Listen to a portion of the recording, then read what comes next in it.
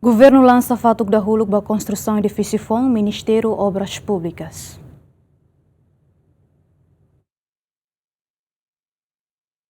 Ministro Obras Públicas Samuel Marçal lança fatuk dahulu para construção edifício FON, Ministério Obras Públicas Niang, nebemak localiza e Colmera. Ministro Obras Públicas HTT, edifício FON ne se sai espaço ida, nebe adequado para funcionar sira atau halau serviço hodiak liutang.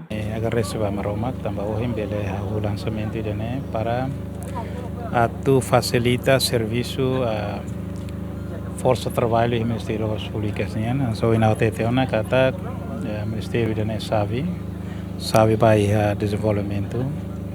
Também maka tem cria condição para diretores sira para técnicos roto bele serviço hodiak.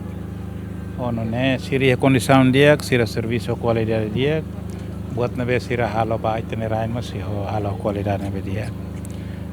Também maka ita ohim halo lançamento. Parabéns para a companhia nabe manan. Ita espera kata a duração tempo tinan ruan elaran sira bele conclui ana obra idane.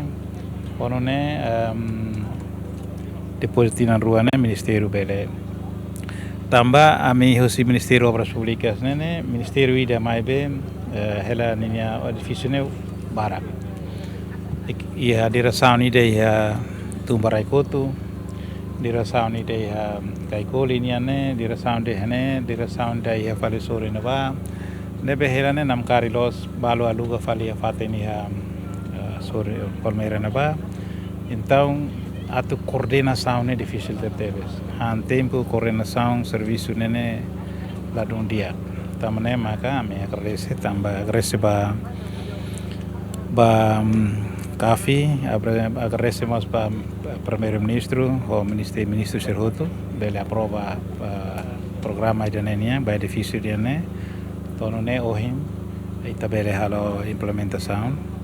Laos hamesak mai be yani secretário de Estado vice-ministro, diretor Serroto, homos ADN, CNA, MPS, todo o serviço.